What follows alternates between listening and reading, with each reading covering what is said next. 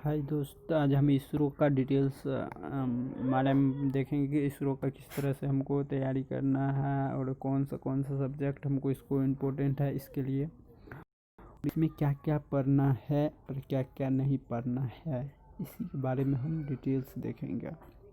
तो चलते हैं कि इसरो के लिए हमको क्या क्या इम्पोर्टेंट है। सबसे पहले है कि इसमें RS कुर्मी इसका सबसे बड़ा तोप चीज़ है।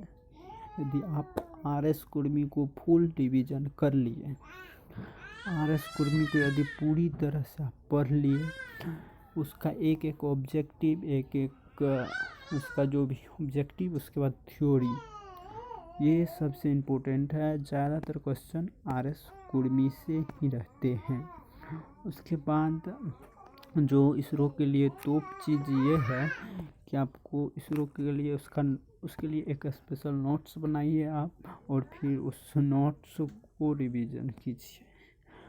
आपको इसरो के लिए एक नोट्स बनाना है, और नोट्स किस आधार पे बनाना है, तो आपके उस चीज़ जो है इसरो के लिए हम फुल एक सिलेबस, कौन कौन सा सब्जेक्ट से पूछते हैं, कौन कौन टॉपिक वाइज सिलेबस आपको प्रोवाइड कर देंगे, और उस सिलेबस के आधार पे आप इसरो के लिए नोट्स बना सकते हैं।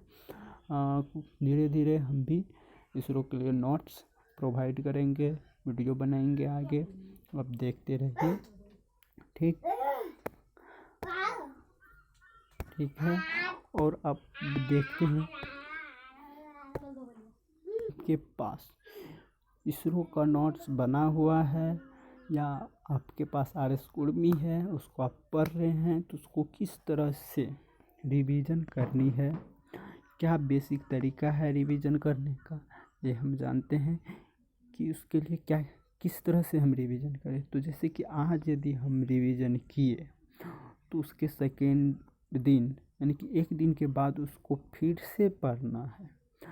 उसके बाद यदि एक दिन के बाद पढ़े, उसके बाद 6 डे यानी कि एक सप्ताह के बाद आप फिर उसको पढ़े।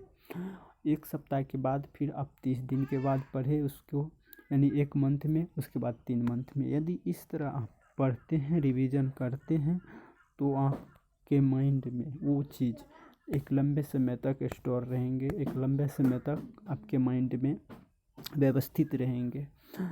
तो इसलिए आपका रिवीजन का एक शेड्यूल होना चाहिए, एक सिस्टमेटिक रूप में आप रिवीजन करें, जिससे कि आपके माइंड में एक लंबा समय तक जो है आपके माइंड में कोई भी चीज़ रह सके। आप जो भी फार्मूला मेमोराइज कर रहे हैं या कोई भी चीज़ आप पढ़ रहे हैं, तो एक लंबा समय तक आपके दिमाग में रह सके। इसके लिए ये अब हम देखेंगे कि इसरो के लिए कौन कौन सा सब्जेक्ट बच्चा को भारी लगता है, या और कौन कौन सा सब्जेक्ट ज़्यादा इम्पोर्टेंट है इसरो के लिए। तो सबसे आपको ज़्यादा कि मैथ जो कि बेसिक आप फर्स्ट और सेकेंड सेमेस्टर में पढ़ चुके हैं, उससे 10 क्वेश्चन आते हैं, 10 8 क्वेश्चन 7 क्वेश्चन अभी रिसेंटली 2018-19 वाला भी SSC वाला एग्ज़ाम में आए थे। लेकिन उससे पहले 3-4 क्वेश्चन आए थे, उससे पहले 1-2 क्वेश्चन आए थे मैथ से। अब हम देखेंगे कि ये उसके बाद आपको फ्लूइड, उसके बाद इम्पोर्टेंट फ्लूइड से इम्पोर्टेंट सब्जेक्ट है इसरो के लिए, जिससे कि आपको 8 से 10 क्वेश्चन आते ही हैं।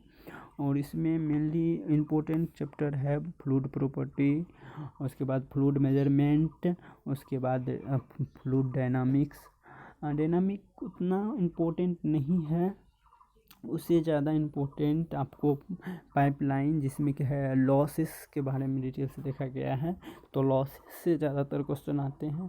उसके बाद आपको बाउंड्री लेयर और लेमिनार फ्लो से भी थोड़ा बहुत आ जाता है। उसके बाद थोड़ा बहुत क्वेश्चन आपको फ्लूइड मैकेनिक्स से 1-2 क्वेश्चन आते हैं। और सबसे ज़्यादा यदि आप भी SSC के लिए देखना चाहते हैं इसरो में, तो सबसे ज़्यादा SOM से क्वेश्चन आते हैं भी SSC के लिए।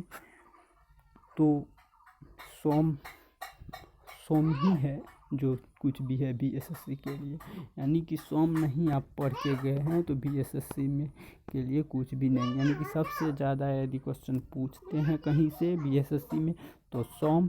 यदि आप एलपीएससी का तैयारी कर रहे हैं तो उसके लिए आपको फ्लूइड उसके लिए सबसे ज़्यादा इम्पोर्टेंट है। और एलपीएससी में ज़्यादातर फ्लूइड से क्वेश्चन आते हैं और आपको जो है बीएसएससी में सॉम के लिए। उसके बाद आपको थर्मोडायनामिक्स और हीट ट्रांसफ़र है। थर्मोडायनामिक्स हीट ट्रांसफ़र से बेसिक क्वेश्चन आते हैं जो कि इजी क्वेश्चन होते हैं और ये एक आसान क्वेश्चन है।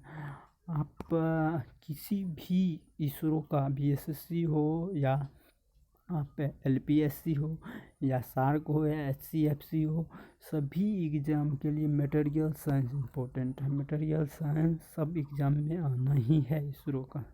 इसरो का वो कोई भी एग्ज़ाम हो उसमें मटेरियल साइंस आता ही है। वो एचसीएफसी ब्रांच का हो या आप बीएसएससी का हो, आप किसी भी सेंटर का एग्ज़ाम दीजिएगा मटेरियल साइंस आएगा ही। और मेटलर्जी, ये तो मोस्ट इम्पोर्टेंट है ये दो विषय। मेटलर्जी, कास्टिंग और वेल्डिंग, ये तीनों से मिला के लगभग 10 क्वेश्चन आ जाते हैं। और मैन्युफैक्चरिंग टूल से भी थोड़ा बहुत क्वेश्चन आते हैं। नॉन कास्ट, इससे भी नॉन मैन्युफैक्चरिंग से भी आते हैं। उसके बाद ड्राइंग से भी 5 से 6 क्वेश्चन आ जाते हैं इसरो में। 5 से 6 क्वेश्चन ड्राइंग से भी कभी कभी आते हैं। पहले पूछते थे, अब धीरे धीरे 2018 और 2017 में देखा गया है कि क्वेश्चन ड्राइंग से पूछना बंद कर दिए हैं, लेकिन कभी भी पूछ सकते हैं, इसका तो कोई गारंटी नहीं है। उसके बाद अब जो बचा है आरएसी, आपको आरएसी और जो ये पावर प्लांट का कुछ सब्जेक्ट बचा हुआ है, पावर प्लांट, आईसी इंजन, ये सब जो सब्जेक्ट बचा हुआ है, इस सब से भी आते हैं। इस सब सब्जेक्ट से